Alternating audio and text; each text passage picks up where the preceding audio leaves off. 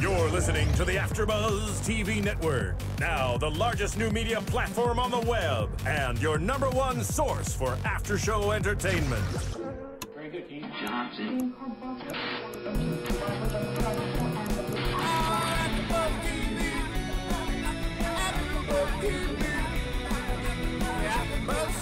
The AfterBuzz Studios in Los Angeles, California. Presented by Maria Menounos and Bing.com and streaming live thanks to Akamai Technologies. This is AfterBuzz TV's Game of Thrones After Show. We'll break down tonight's episode and get you all the latest news and gossip. If you'd like to buzz in on tonight's show, you can buzz us at 424-256-1729. That's 424-256-1729. And now, another post-game wrap-up show for your favorite TV show. It's AfterBuzz TV's Game of Thrones After Show. Hey guys, and welcome to Game of Thrones AfterBuzz TV After Show, because Bing is for doing, and we're doing The Climb. Season 3, Episode 6. Joining me across the table, the always lovely Kristen Snyder. What's up, guys? How you doing? And sitting next to her, Sara Stretton. Hello. And guys, I'm Dave Klein. In the booth, we've got Steven. What's up, Steven? How's it going, guys? How's it going? Yes, Steven. So I'm excited to talk about this episode because we've got a lot of action going on and continuing. We were asking last week and wondering how awesome would it be if Ygritte and Jon just stayed in the cave forever. First scene of this episode, turns out they haven't, sadly. Or actually, the first scene with them. But before we get to that, let's go ahead and talk about Sam, who's with Gilly. And this is the very first scene, trying to build a fire. And he shows off his obsidian dagger to her. And for those of you who are wondering what that dagger is, it's called Dragonglass or Obsidian. Those are the two names of that type of dagger is. And earlier we found that buried beneath the ice. And I mean, I was under the impression that they knew what it did. And then in this episode, we find out that he has no idea, but just thinks it's pretty.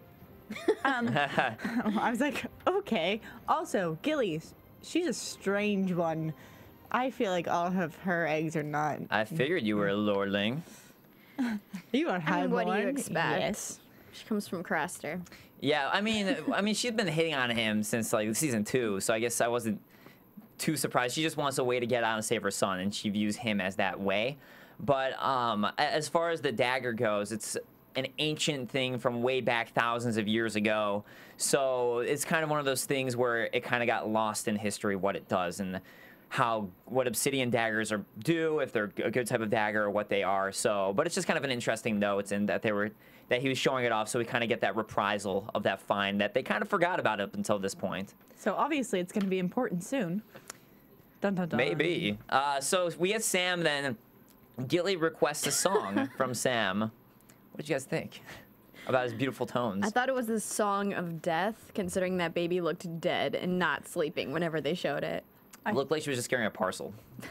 I mean, the song kind of fit the mood of their interactions. Well, so strange and uncomfortable. Well, so the song is actually it's a song about the 7 gods, or the 7. So and Sam Can you sing it, please? I don't remember the words. I could look up in the book and find it out. But it's actually a song about protecting children. So not quite about death. A little bit different than being about death. But it's a song about how the 7 different gods all protect the children. Except for there's one of them that they kind of leave out in the song. But it's basically like a protect this child song. So it's almost like a lullaby for kids that he's singing, Gilly. So doing a nice thing. But his voice leaves a little bit to be desired, maybe. Aww. I don't know. I'm not a good singer either, so I can't hate too much. But right afterwards, we get the fun scene with Ygritte and Jon Snow, and they're hanging out with Tormund Giantsbane, and they're about to go climb the wall. And Ygritte kind of digs into Jon after everything that happened in the cave. And I mean, I was a little interested in because she brings up like his whole loyalty to her. Mm-hmm. But I felt like she totally put it out there that he was never loyal to the Wildlings or to Mance Rayder, and that she could see through like his whole crow act. Like that was the impression I got, and I just never seen that in any of the previous scenes with them. Mm-hmm. So I felt that didn't really have any like background, and I couldn't see how she saw through him in the beginning. Yeah. So it just kind of felt unfounded to me. Well, I mean, I guess he always was kind of resisting her and was talking when they first met, and he was dragging her along about how he would never become a wildling. So it's such a sudden shift that I guess she saw through it. And I just wanted to read this from the chat because I thought it was kind of funny. Eric Montag on the chat was saying, I hope, in terms of Sam singing, he said, I was hoping a White Walker hopped out to shut him up. Oh. But yeah, so anyways, she's really digging into him, and she says, you didn't stop being a crow the day you walked in Mance Rayder's tent. So I took that as implying that he stopped being a crow the moment that they had their moment in the cave. No, she knows that not to be true, though. I took it as she's not going to tell anyone that because he still wants to be a crow, and he's still going to be a crow, and he still is a crow no matter what he does. And so she's not going to tell anyone because he wants to continue being a crow. He's loyal and brave to the oath that he took. Yeah, I felt like she kind of made like a hierarchy. Like, she felt that his feelings for the Wildlings and Mance Rayder were at the bottom, then the crow, and she wants to be on top. And she's like, well, even if you were kind of loyal to all these people, now, most importantly, you're loyal to me above everybody else, so I don't really care who else you like more. Yeah. Or else. Or else. I'm going to wear your pretty little cock around. I have to say it. But you know what? It was kind of a good point that she made, that the wall doesn't care about us. Mance Rayder doesn't care about us. All we have is each other, essentially to take care of each other. Which she proves later. Which they both prove later. Yeah. Both of them. So let's go ahead and talk about The Climb, the name of the episode. The 700-foot high wall. 700-foot high wall that cries as on a warm summer day. Yeah, on a warm summer day it cries. And they have a little bit of trouble as they are digging in. Jon slips and falls, and Ygritte saves him, and then a lot of the wall collapsing on them. Huge avalanche. I've experienced an avalanche, and they're the scariest things on the face of the earth. They're also really beautiful, but... Were you climbing on a 700-foot icy wall? I was climbing on a mountain, but I wasn't, like, Yeah, you were. That's crazy. Crampons were necessary, which are those little foot things. Oh, I was like, wait, what? The claws. Okay. I heard wrong. I clearly heard that wrong, too. I think Kristen and I were on the same wavelength with that. Crampons are the things you strap to your definitely heard a feet. T when you first said it. No, there's a C there. Clearly what those things at Ygritte. Like, Yeah, the things that apparently they have left like them. some like old school version of them, But they're ready to go, and Tormund Giantsbane is the one who's leading them up the wall, and he's the one who, he's done this before several times, according to Ygritte. So she really wants to see the top of the wall. But they have this moment where the wall's kind of collapsing, and Jon saves Ygritte because one of the wildlings decides to cut the rope and let them both go instead of trying to save them, whereas Tormund is holding on as hard as he can to try and save everybody. So I felt like that was just characteristic of their culture, and it just goes back to what Ygritte like confirmed earlier, that they don't care about who lives or who dies. It's the whole reason they've banded together is because they want to live. Doesn't matter who lives with them, as long as they get to live. Right. I mean, in their defense, I really don't think they could have held up all three bodies. No, I mean, I think so too. But Jon had it covered, so maybe if he had like another 30 seconds before it got cut, it would have been fine. Yeah. Maybe. But. Oh. Great. Oh. song. Thank you, Is Steven. that Sam singing? Oh. Maybe. So they make it to the top, though, and have a romantic moment, as this is what Ygritte had wanted, was to look out at the north at the top of the wall. And after... I wrote epic green screen kiss because... Epic green screen kiss. I'm sure they were like, okay, guys, imagine land upon lands and a sky of every color. Now kiss. So on the wildling who cuts the rope, Devin Lamar points out what a douche about that guy. But, you know, you do have a point, Kristen, which is that it's kind of survival at that point. And, I mean, I'd probably be panicking if I was up there. Don't sugarcoat what you mean, Eric. Do all four of you die, or do half of you live? You know? You got to make those tough choices. Tough choices. But, yeah, what an epic green screen kiss as it zooms out. And Ygritte had seen what she wanted to see. And it also is kind of a romantic moment that you kind of go through this life or death moment together and survive together. So that's got to be a huge bonding moment for the two of them. Yeah, she said she waited all her life to see this view up on the wall of everything, but she probably also waited all her life for someone like Jon Snow. Aww. And guest 464 in the chat says about the Miley song, I thought about that song during the episode. So clearly Steven wasn't the only one.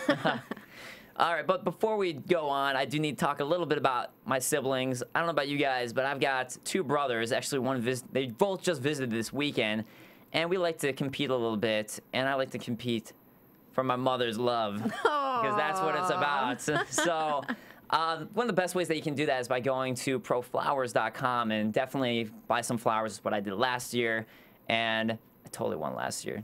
Totally. So if you go to proflowers.com, if you spend $19.99, you can get a full bouquet of 12 roses, rainbow-colored roses. Or if you spend just $29.99, you'll get double that with chocolate in a vase. So really good deal there. And that's, don't watch this, Mama. That's probably what I'm doing. So go to proflowers.com, click on the mic on the top right of the screen, and enter in the promotional code AfterBuzz, and you will get that promo. So make sure to check it out. That's awesome. So let's move on with that said to one of the surviving brothers of the Starks, Bran. And Bran is hanging out with Osha and Mira, who are contesting who's better with skinning a rabbit. Talking about competition. Talking about a little competition, speaking of which. So Bran stands up and tries to stop the two of them, acting like the little lordling that he is, trying to stop them and take control of the situation, but they're having differences. They've been having differences. This isn't new. They've never gotten along. And I mean, I think it's just one of those things that when someone's under your skin, they can't do anything right. It wouldn't matter if she was skinning the rabbit perfectly. Something's always going to be wrong. And I mean, I like this little hostility going on between like these two women that are kind of like, they're the protectors. They're like the fighters in this group. And I like kind of seeing the tension between them. So, and even when they apologized and they're like half-hearted making up, I was like, you know what, I'm kind of fine with them not getting along. I like the drama. Yeah. Yeah, I see them like eye to eye, and I think that's why they fight, is because they're the same competition for each other. They're both at the same level, and they're both competing to protect the one they love, and so I think it's easy for them not to get along because they are so similar. You know, it's a little bit of a similarity to what we're seeing in Daenerys' camp between Barristan Selmy and Jorah, kind of quabbling a bit and having a lot of similar background. So I kind of saw some parallels with that in it. But we have Jojen start seizuring as he's sleeping. And right afterwards, it turns out that he was having a green dream. And hopefully that's not what happens every time he has a green dream. It's not very comfortable there. But he wakes up, and his green dream was about Jon, who is surrounded by wildlings. So on the other side of the wall. The other side of the wall. So not a good... not a good foretelling for Bran. Bran doesn't know what that means. He doesn't know that Jon's kind of turned cloaked at the moment. But I mean, besides the fact that he's confirmed that Jon Snow's on the other side of the wall, we don't know if that vision was in the future, in the present, or in the past. That's true, because usually he sees into the future, I believe. So it definitely, that's a good point. So it could have just been when he like first got taken by them. Who knows? I just want to read this comment because I love the user's name. Jon Snow on the chat says, poor Hodor was woken up. And yes, it really is Jon Snow. So, that's awesome. Awesome username, Jon. I have my Twitter up, so you can tweet me if you want at Cinematic Escape, and I will read those as well. Yeah, so definitely tweet us as well, and we'll read those if you're not on the live chat, or if you're on the live chat. Or call us 424-256-1729. We got that. Guys, we never practiced that, just so you know. We got that. Skill. So someone who's got down what he's doing as well is the man torturing Theon, who we have yet to have a name of at the moment. No name for him yet. So Theon's torturer decides to play a little game with Theon, which is, can you guess where you are, who I am, and why I'm doing this? Fun game where we will cut your finger into pieces. Yeah, someone has a little bit of a sick sense of humor. And I mean, I told earlier, he's like my Rumpelstiltskin character. Yeah. He's like this creepy little man who sits in the corner spinning his evil thoughts. But I completely believed him when he was sitting there moping because he thought the answers had all been right. I was full struck. Okay, I'm like, now I know where we are. Now we can figure out how to fix this. Like, figuring all the plot holes. I was like, but wait, the Karstarks aren't loyal to them anymore. And then I was just completely blown out of the water. Yep. Nope. Turns out none of that's true. None of it. So, yeah, he's just, again, just playing and torturing Theon. And the one thing he says that seems to be true is, it's just a lie, all this. I just enjoy doing this. Which you can pretty much see from him. He does seem to really get a kick out of it. But don't you think there has to be some underlying history there? Like something that's motivating it for it to be at Theon? I feel like, yes. I mean, it seems like there would be, but there's so many crazy characters in this world, sometimes it's hard to tell. But the one thing I do want to point out that was pretty important that he says was that he's a lion. So that's after he says, you're wrong, I'm doing this for fun, and you should know I'm a lion. So he's not a wolf, he's not with the Starks or any of them. I totally thought he said, I'm a liar. That's what I heard too. Oh, I thought he said a lion. Yeah, I think you're making this up. All right, well, there's a new family in Westeros. Yeah, I'm gonna get like, all right, well, you know what? Comment on YouTube and clarify this because I thought I heard lion, but I could have heard it wrong. I definitely thought I heard liar. I think he said you never asked if I was a liar.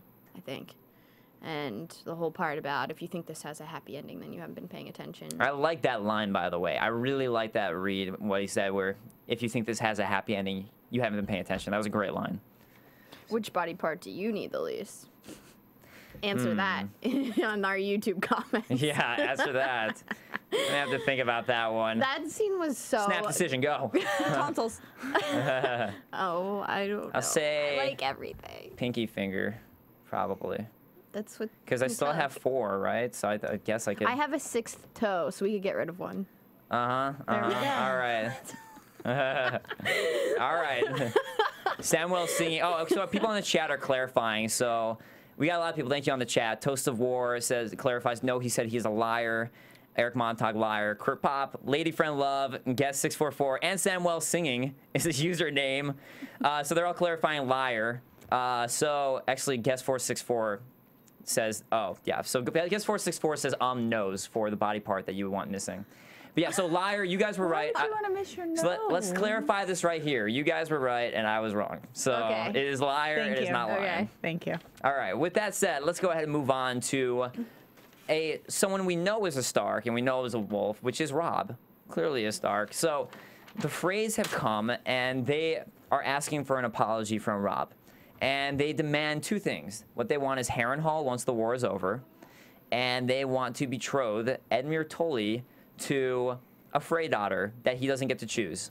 Just one of the Frey daughters. I think it was the oldest, or the 19-year-old Frey daughter. And so it was the complete formal apology, which I'm guessing has to be made like at this wedding. And then I think it was Robb that kind of changed or manipulated the Harrenhal situation. He was like, well, we'll give it to you later when we don't need it, or after the war. So basically, ... in the future, because it's not part of the North, so it doesn't matter. Right. Well, I mean, that does bring the question, if it's not part of the North, is it his to give? If it's not considered part of the North after the war's over? Because all they're doing is fighting for independence from the North, or from the South. Don't worry about it. Don't worry about it. But Edmure is not happy, and he wants to have a prettier bride, and he wants to be able to choose himself, especially after what Catelyn said to Robb about... He asked, were there any pretty ones? And she goes, You're gonna risk our lives for a prettier wife? But yeah, so basically he's put in this, I mean, it's a pretty horrible situation. Yeah, like I don't Robb think anyone says, want to be there. He's paying for his sins, but Robb at least admits that it's not all right. Which was, and I really liked it, like Robb owned up to that this is his fault. And I think that that's going to even hit him more later, and like a kind of guilt, especially like at the wedding, because this wouldn't have happened if Robb had fulfilled his duty, and he's expecting his men to do something that he didn't do. And that's something that's not the best quality in a leader. Right. Well, I mean, I guess, yeah, that's true. But at the same time, it's like he already made that decision and made that mistake, and he's trying to move on from there and make up for it. Thing is, he said, I will remember this. And so he will pay for it later, and I'm sure we'll get to see when he does. Right. So he'll try to do something. And I don't know, there's always the freak accident of somehow you just happen to become a bachelor again. Whoa, how did that happen? Or you step in front of an arrow. Yeah, just by accident. It was fine. You know, wives and lords could potentially die and be widowed. You never know. I was talking about Robb taking an arrow for Edmure, but we could take it there too. I was Kill talking on about ladies widow left and making. right. I'm talking widow making. I was with you. Okay. Sadly. Horrible minds. You guys are killing off lady friends. Okay. This is where I go. I'm in a deep, dark place right now.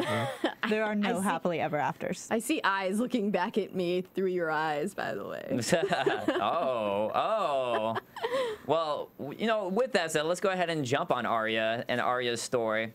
Because Arya is with the, she's with the Brotherhood, and without banners, and they, Melisandre, well, first she's practicing with Agnor, who's showing her how to use a bow, and kind of teaching her, which is pretty cool, because everything that makes her become a more badass, awesome. Wonderful. Loved it.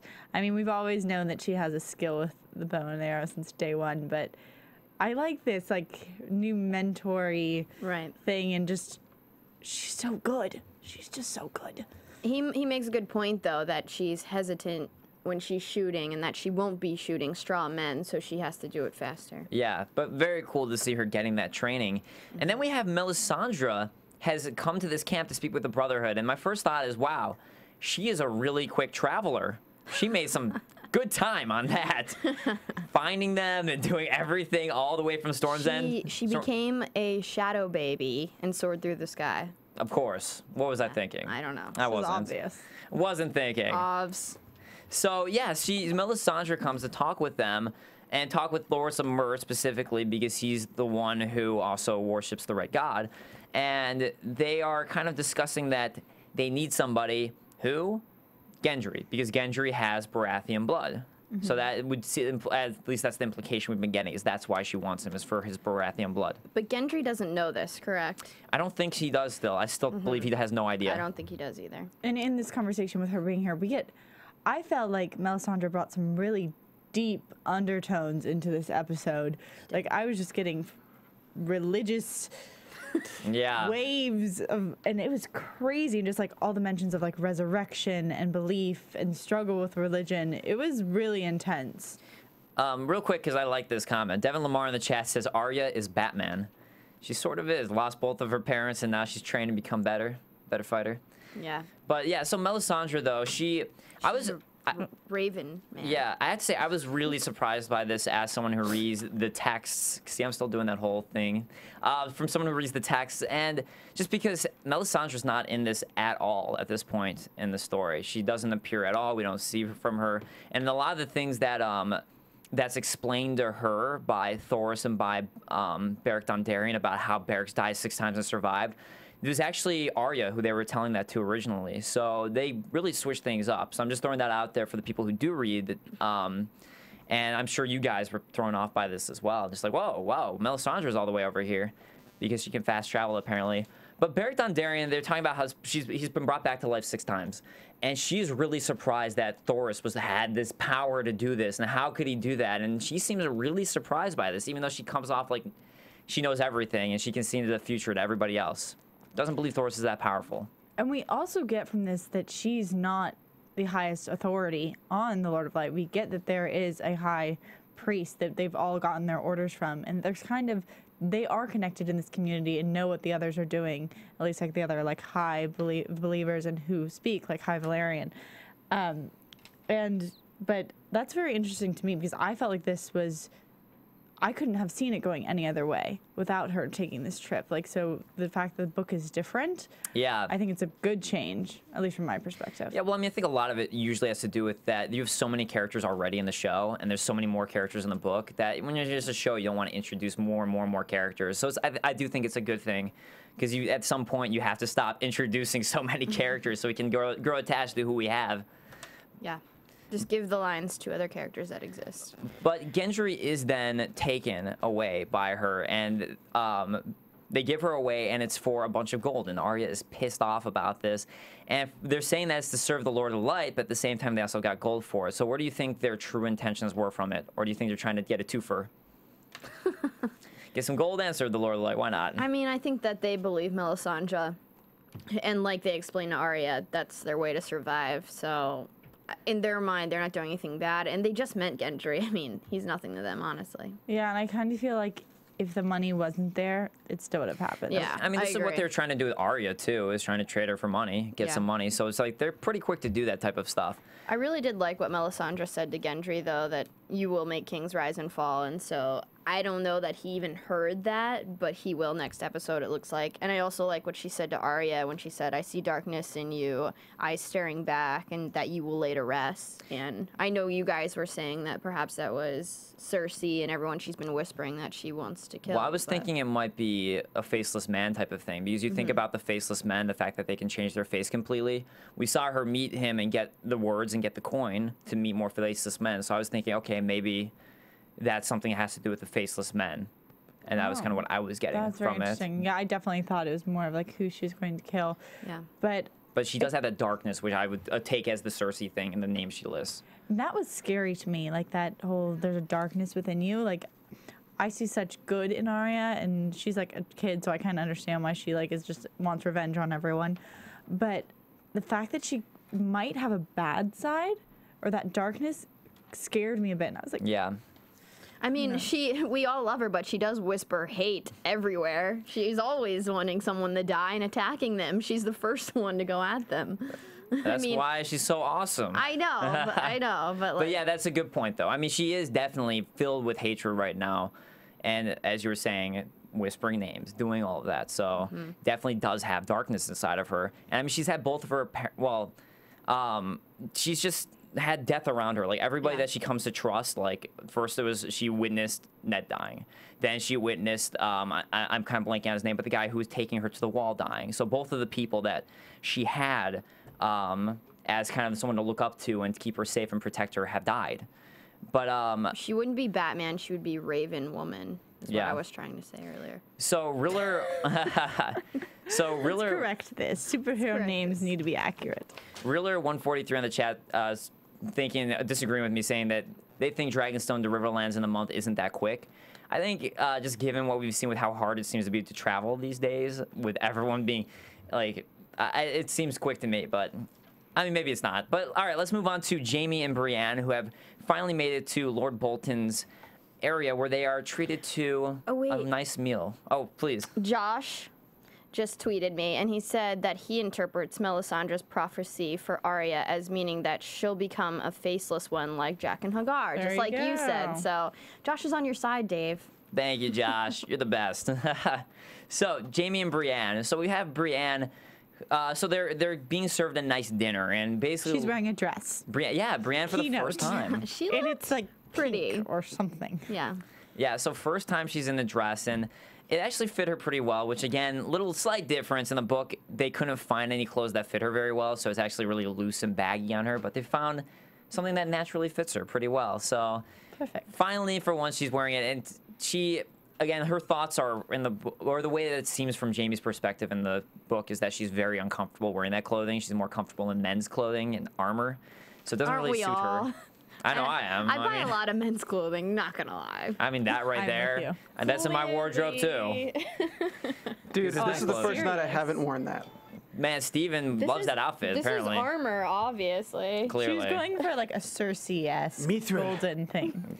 Armor. Or Lord of the Rings, either way. But yeah, so Lord Bolton basically is telling Jaime that, hey, he could do anything he wants with Jaime, but what he wants to do is whatever's going to get him the most money and send him to King's Landing so long as Jaime says that the hand had nothing to do with him, as he was pissed off when he saw the hand in the other episode.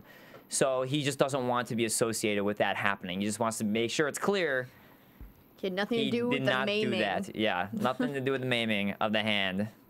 So he wants that stipulation to be clear. And then Brienne, though, has to stay. So he wants to presumably send her for money or for sapphires, or I don't know if he believes that or not, but sapphires from the Sapphire Isle might be what he's thinking. No, he's not that dumb.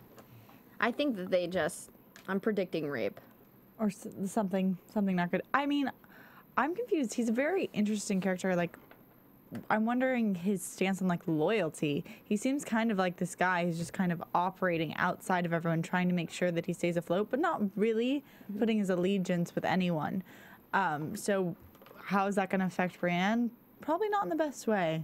Yeah. I like what he did say to Jaime, though, whenever he wanted Jaime to come with him. He said, I hope you've learned your lesson of overplaying your position. Yeah, that was a great line. So even though he wants to not be associated with the hand being chopped off, he does bring in that little dig there at the end. It's reminding him of it. Pretty nice. So let's move on over to King's Landing, which is where Jaime is destined to go, where we have the Queen of Thorns and Tywin discussing marriage, and Tywin playing up his hand as Hand of the King. And you look pretty excited to discuss this, Sara, so I'll let you jump into it. I absolutely loved this discussion, just because it was the first encounter where we see these two go at it, and they're having an argument over the marriage. And basically, the Queen of Thorns is like, well, Loras is a prize person, and we're not going to let him just marry this old maid. To which Tywin responds, well, then he's going to become a member of the Night's Watch, and you're going to lose him anyway. Key moment in the entire thing was her turning to him and saying, well, it's nice to be with a man who lives up to his reputation, which was just, to me, closed in all the other conversations she's had, with Varys and with Tyrion, where she's always been oh, and you were supposed to be this, and you were supposed to be the person with secrets. Yeah, she was disappointed with meeting everybody else. And finally, you see her give in to someone because they've lived up to who everyone says they are. Maybe she just likes powerful men. Tywin's playing the power card there because she's so powerful, she always just bosses everyone around. Wedding number 7? Wedding number 8? 9? She's met her match. It's love. I mean, they both admit to being old. Eric Montag says on the chat, Queen of Thorns for the win with the sword swallower line.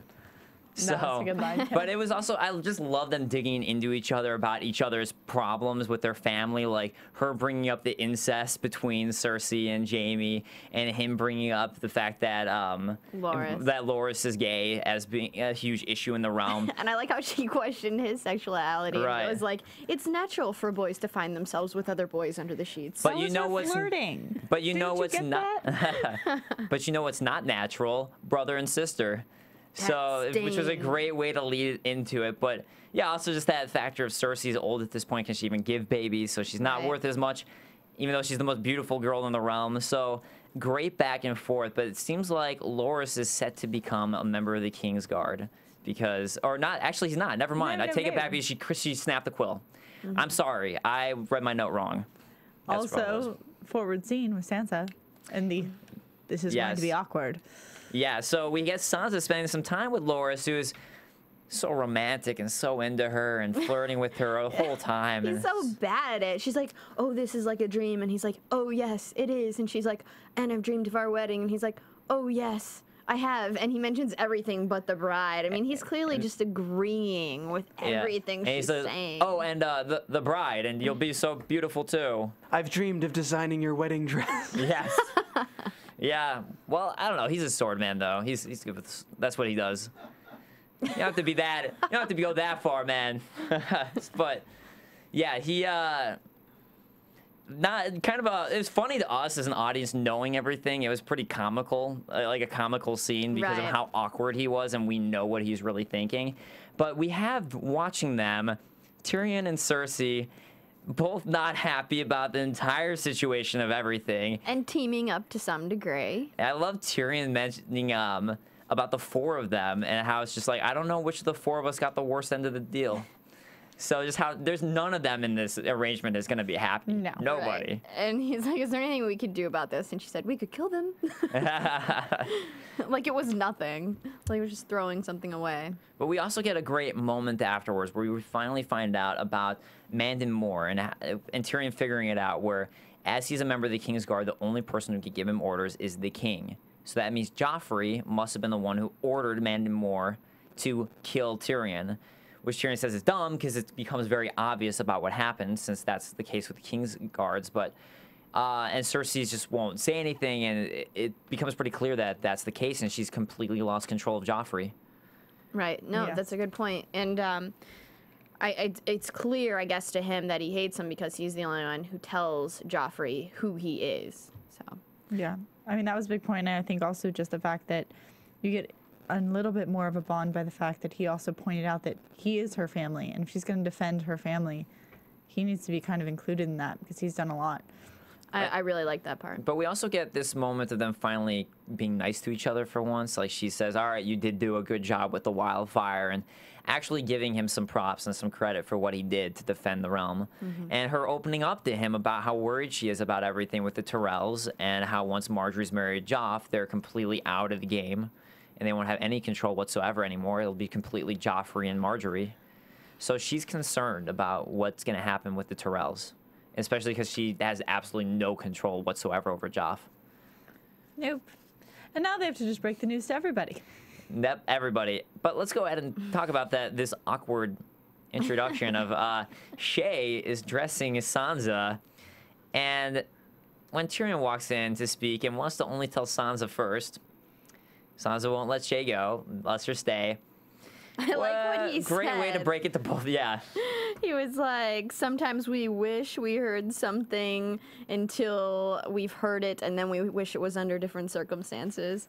Because that happens so many times. I think that's a very true statement, too. Yeah. So that rings true all the time. So it was a great line for that sake. I might need to memorize that one. Yeah. Quote it later in all my awkward situations. In your real life situations. Whenever you don't want to tell them exactly what happened. Yeah, it's a great line. It's a great scene because it really is something so true that rings true for anybody.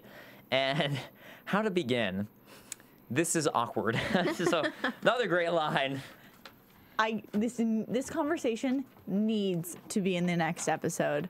I want to see it happen. And Lady Friend Love on the chat is agreeing with you, and I agree with you too. And Lady Friend Love says, I so badly wanted to hear that conversation.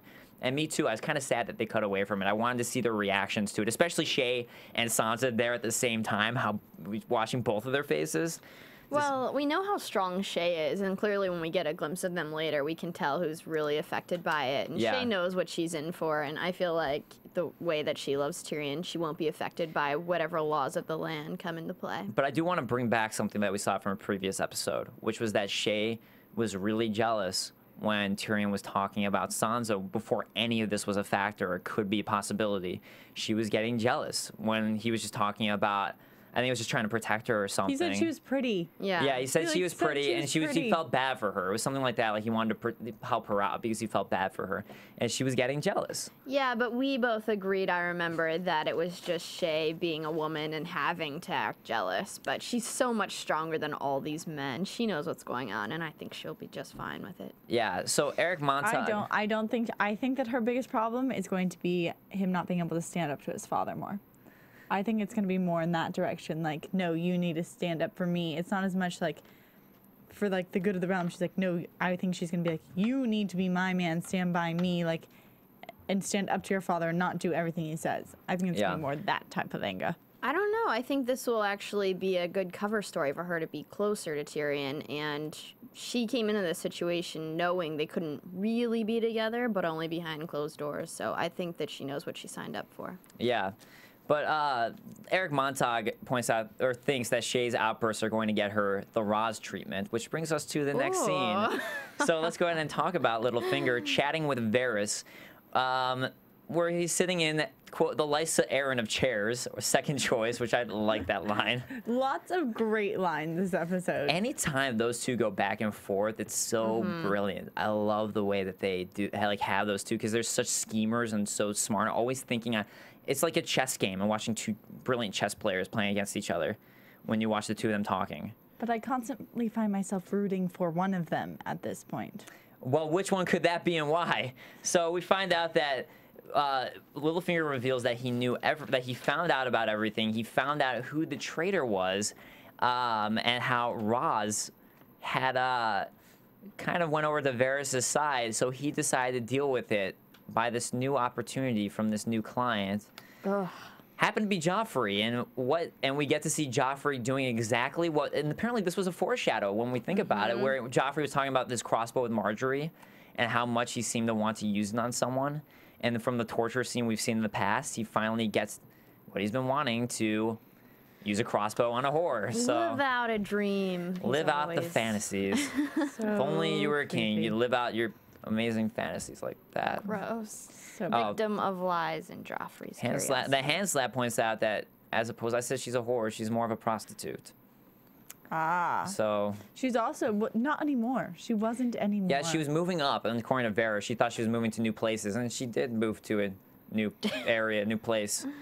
The next, I don't know. To me, the beyond. I mean, Littlefinger's like speeches are just getting harder and harder to understand. I think his accent is getting thicker.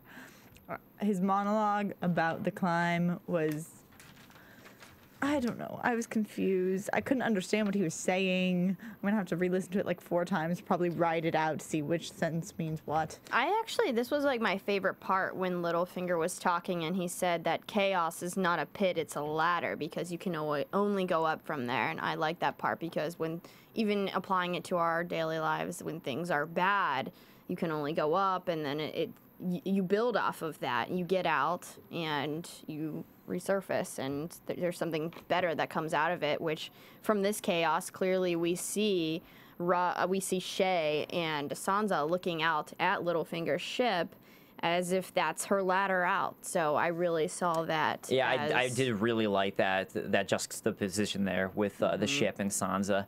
And I totally agree with you on that. And I also like when you think about the theme of the entire episode, where the entire time we're in the north, we have the whole episode about Jon and Ygritte climbing the wall. So again, it completely relates back to that. The tying in I love. The tying in is always great. One of my favorite things of the show. But sometimes I wonder, where we watch in our studio, I think sometimes the volume is not the best, the speakers. It could be that. Definitely not. Boo you. Boo. I heard everything. All right. Dave, go get your ears cleaned. I really do enjoy seeing Littlefinger's real character showing, though. And his voice during this was just so telling of who he really is. Yeah. It totally is. He's willing to do anything. He's such a dark, I think outside, well, I guess the guy who's torturing Theon's pretty dark, but I mean, Littlefinger, we've seen go to such extreme, horrible places. And even though he's not doing the acts himself, he is willing to make any sacrifice to move forward. Definitely. So we really are coming out and seeing a lot about also the difference between Varys and Littlefinger, where Varys talks about how he does what he does to protect the realm. And that was another line I liked from Littlefinger about the realm, which is that, what are we trying to protect? Basically, the truth is a lie. And what do we have once we abandon the lie? Right, which is what Varys asked. What do we have last when we abandon that lie? And so Varys kind of takes that standing that if we all stand by that lie, then it means the safety of everybody, because everyone will come together as the seven kingdoms. Whereas Littlefinger talks about it's all just a lie. So I like that discrepancy between the two, and as you point out, Stephen, finding out their true characters. But with that said, let's go ahead and move on to some news and gossip. AfterBuzz TV News. This is more of just a quick throw out thing for you guys to do. You should go on YouTube or online and look up SNL, because they just did a skit. It was, I can't say his name, I'm so bad at it. Zach Galifianakis. There you go. He was just on SNL, and one of his was Game of Thrones. Jeopardy-esque, really funny. I just recommend you guys all watch it. Especially, what I learned from this was that I know more about Game of Thrones than I do about politics or real life. So in general, I've been thinking about it. I'm like, it's amazing how much I know about the history of this world. So I really feel like, wow, I know so much about the history of everything that happened, and this isn't at all real. But it's all right, because Game of Thrones is so amazing. It's such a great world that George R.R. Martin created. I want to read out this line real quick from Samuel singing on the chat, because it was pretty funny. Littlefinger needs to get the Davos/Theon treatment, live up to his name, because Davos's fingers were cut off and Theon had his fingers smashed and cut. So clever on the chat. So let's go ahead and jump on some comments from you guys. On iTunes, I want to thank Look at Your Face, JK076, and Dr. Maggoose. Thank you guys for commenting and rating us. And Look at Your Face says, I give the show 4 stars, which would be great if it was based on a 1 to 4 scale, but it's not. It's a 5-star scale, by the way. I just found that funny because he still gives 4 stars. He's like, all right, thanks. Great, thank you so much. all right. On YouTube, again, we have so many comments. I can't read out all the names, but thank you guys. Jackhammer23 talks on Robb last week killing Lord Karstark. A king can't have his underlings running amok. Unacceptable. Robb did the right thing. So he thinks Robb did the right thing in killing King Karstark, or Lord Karstark. Ankalagan76 agreed with you last week, Sarah, about how Sudden Loras was willing to have sex with the guy that Littlefinger sent out. Especially as Loras had said previously, no candle can replace the sun, with the sun being Renly. And all of a sudden, he's this quickly ready to move on. And then Jalad Wino misses the prophecies from the books. So in the books for Game of Thrones, there are all these prophecy characters that we see and that we get. And actually, there's one they've been skipping on this Arias storyline that would have just happened. But you know what? I think for a TV show, you do a prophecy like that, that pretty much gives away the plot. Right. So, I mean, they do it so mysteriously in the book that you kind of have to guess, and it's a guessing game, but you still have the full book to read. So I think they don't want to give you, like, a month's time to try and guess and figure it out based on a prophecy. And then Kyle Foster has a, quote, serious question. Oh. If the GOT families were sports teams, who would they be? Well, the Ravens, clearly. Oh, that's a good one. I like that. Not that I'm a fan, because I bleed Steelers blood. Yeah. Just FYI. I mean, I kind of just go with my home teams. I'm just like, all right, well, obviously the characters I like are play for Chicago, because that's who the characters I like. Arya is obviously a bull. She's Michael Jordan, because she's amazing. I'm going to say the Band of Brothers is the Raiders. Oh, okay, Nice. that's good. That's good. Point. Eric says that he's waiting for an episode when something bigger happens, and Jeff says much love for our show and that he loves us. Oh, thank you so much. You. And finally from Kyle Foster, he says last season was obvious Tyrion was the central character. Would we say Jaime is the best actor this season with his plot line? So maybe it's kind of shifted focus to Jaime this season. I mean, I love Jaime. Also, side note, he's also featured in the SNL skit. Ooh, spoiler. Well, you're gonna get so much crap on the YouTube chat. I'm sorry. I don't know who like the main one is. That's a really good question. What do you guys think? Who's like the main guy this season? I mean, I think that just from, if we're basing this on like the books and like George's preference for characters, we're always gonna see a lot of the imp because he loves him. Yeah. And because that's him, he said. Yeah, his words. I agree. I think we're still seeing a ton of Tyrion, but I think it's also kind of shifted focus to, it feels like we're getting a lot of Jon this season and his story and what's going on with his life. And then I would also agree that Jaime's really become a much more central character this season. So I would agree with that. But let's go ahead and really quickly talk about some previews, and then we will wrap it up. And now, your AfterBuzz TV prediction. What spooky music for this. Jon is pissed about being cut on the wall. That's what we find out immediately. He's not happy about that exchange. For some reason, I don't know why. And there's going to be dragons and blood. I'm most excited about that. Yeah, so Daenerys wasn't in last week's, or this episode. Week. She will be back, it looks like. okay, and Ygritte is about to shoot at something with an arrow. Yeah. And knows? Gendry finds out who he is. And Gendry finds himself. Yes. So, it looks like next week's episode, a lot of exciting stuff. For those of you Daenerys fans, I'm sure you can be excited for more Daenerys next week. I'm so excited. But guys, thank you so much for joining us this week. And once again, I'm Dave Klein. You can find me at Twitter at @TheDaveKlein. That's Klein, or go to my website, djk-online.com. You can tweet me at Cinematic Escape, or you can bing my blog, Cinematic Escape. I have to find out something to say in this section. You do. You need to plan I don't know what, but something. My name's Sara Stretton. You can find her in the AfterBuzz TV studios. So just always Every watch Sunday night. AfterBuzz. Watch all the shows. Constantly. There we go. Thanks, Bye, guys. guys. All right. From Bing.com, executive producers Maria Menounos, Kevin Undergaro, Phil Svitek, and the entire AfterBuzz TV staff, we would like to thank you for listening to the AfterBuzz TV network. To watch or listen to other after shows and post comments or questions, be sure to visit AfterBuzzTV.com. I'm Sir Richard Wentworth, and this has been a presentation of AfterBuzz TV. Buzz you later. The views expressed herein are those of the hosts only and do not necessarily reflect the views of AfterBuzz TV or its owners or principals.